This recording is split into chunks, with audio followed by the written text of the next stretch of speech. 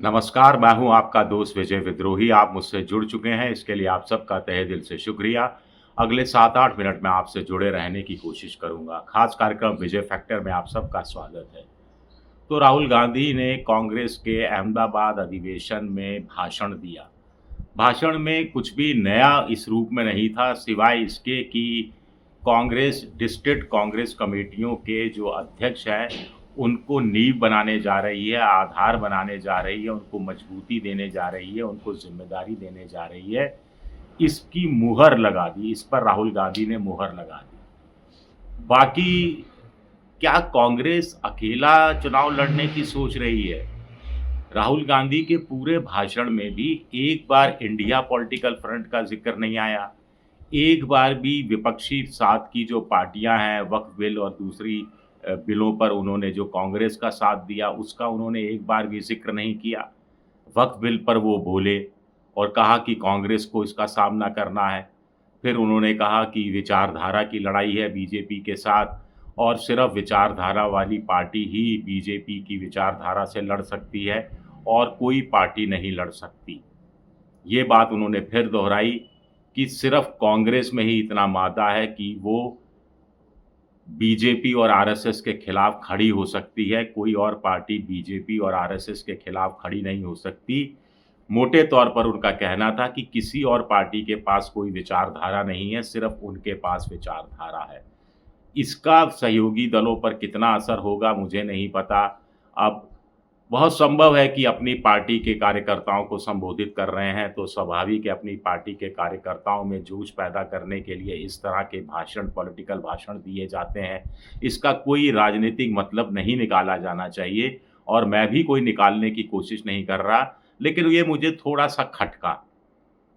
अगर आपको बीजेपी से लड़ाई लड़नी है, आरएसएस से लड़ाई लड़ाई लड़नी है, मोदी से लड़ाई लड़नी है, तो कांग्रेस क्या अकेले ये लड़ाई लड़ने में और जीतने में सक्षम है?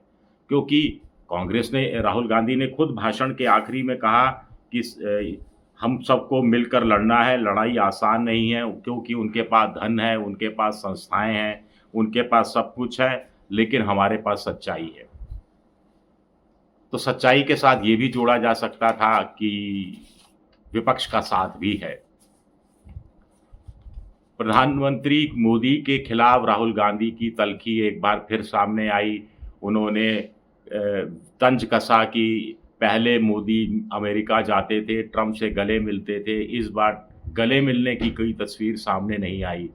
ट्रंप ने इस बार मोदी से साफ-साफ कह दिया, आदेश दे दिया कि भई गले-वले नहीं मिलेंगे, टैरिफ बढ़ाएँगे हम तो। आप टैरिफ बढ़ाते हो, हम भी टैरिफ बढ़ाएँगे और मोदी जी के मुँह से चूँ तक नहीं निकली। ये कहा राहुल गांधी ने और साथ ही साथ इंदिरा गांधी का उदाहरण दिया कि इंदिरा गांधी से जब किसी ने पूछा था कि आपकी लीनिंग किस तरफ है, राइट की तरफ है या लेफ्ट की तरफ है, तो इंदिरा गांधी ने कहा था कि मैं देश की प्राइम मिनिस्टर हूँ और मैं सीधी खड़े होने में यकीन करती हूँ।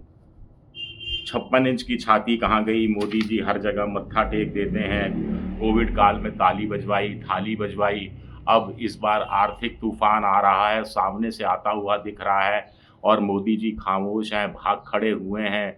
संसद में 2 दिन का ड्रामा चला दिया ताकि लोगों को इस बहस से दूर रखने की कोशिश की जा सके।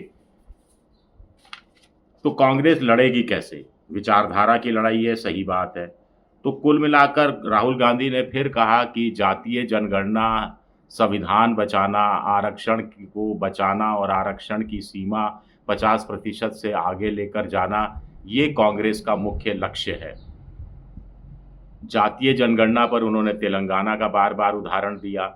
फिर कहा अंबानी, अडानी का 2-3 बार नाम लिया कि इन्हीं के पास सब कुछ है, सारी संस्थाएँ आरएसएस ने छीन ली हैं, सारे यूनिवर्सिटीज़ के वीसी आरएसएस के लगे हुए हैं और बाकी 8, 10, 5 कॉर्पोरेट जगत के लोगों के पास पूरा भारत उनकी झोली में डाल दिया गया है, जिसमें एयरपोर्ट शामिल है, पोर्ट शामिल हैं, बाकी तमाम डिफेंस के सेक्टर, सब तमाम चीज़ें शामिल हैं।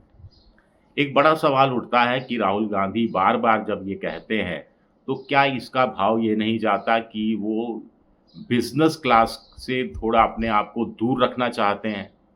और बिज़नेस क्लास के सहारे ही कोई पॉलिटिकल पार्टी आगे बढ़ सकती है, उसका विरोध नहीं किया जाना चाहिए, ऐसा मोटे तौर पर लोगों का कहना है। कुछ लोगों का ये भी कहना है कि मोदी की आलोचना करते-करते 11 साल हो गए।